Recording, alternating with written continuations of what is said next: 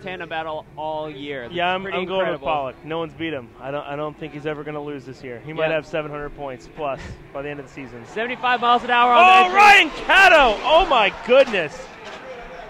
That was an insane Justin PAWLAK's hitting those clipping points, though. He's as close as he was during qualifying. KADO's just not moving away from him, staying hard on PAWLAK. Wow, that was a great entry. That might have been the best tandem that we've seen so far. Ryan KADO exceeded all my expectations right there. What you need to watch right here is right at the entry. Ryan KADO was probably less than a foot from PAWLAK right here when he initiated. That's guts right there. Taking that inside line to keep proximity, which is what the judges have asked for, is that proximity. Flying down, obviously, PAWLAK makes up for a little bit of it on bigger power. But look at this, PAWLAK just hits every single clip. Inches away.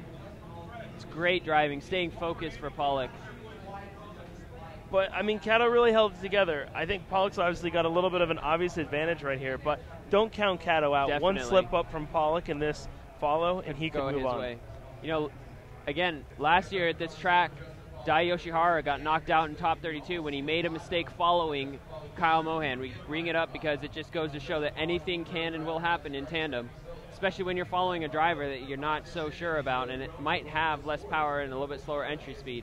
I know Ryan KADO is definitely going to give it everything he's got. That VK56 has a substantial amount of horsepower, probably pretty even on weight overall.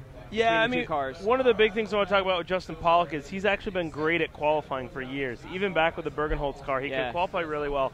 His tandem used to struggle a lot, and it's clear to me that the ASD guys or the Falcon team has really worked with him in tandem, and he's on fire now. You know, he can really handle some. I mean, he hasn't lost a tandem battle. That's definitely a big change from Justin PAWLAK a few years ago. Yeah, when he drove that RX-8 for Bergenholtz, he had more qualifying points than any other driver. So here we go with the initiation from KADO.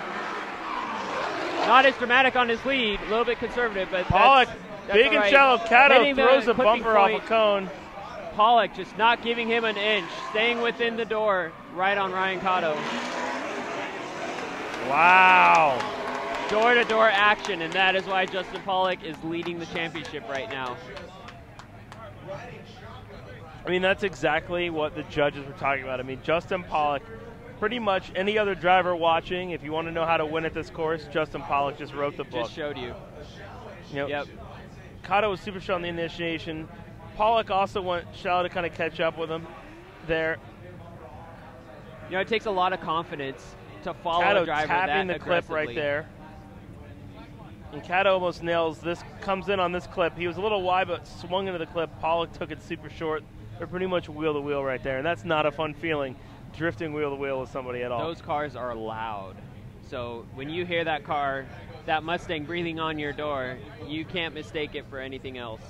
But I mean, this is one of KADO's biggest tandem battles he's ever been involved in, and he wasn't phased. He didn't spin, he didn't mess up.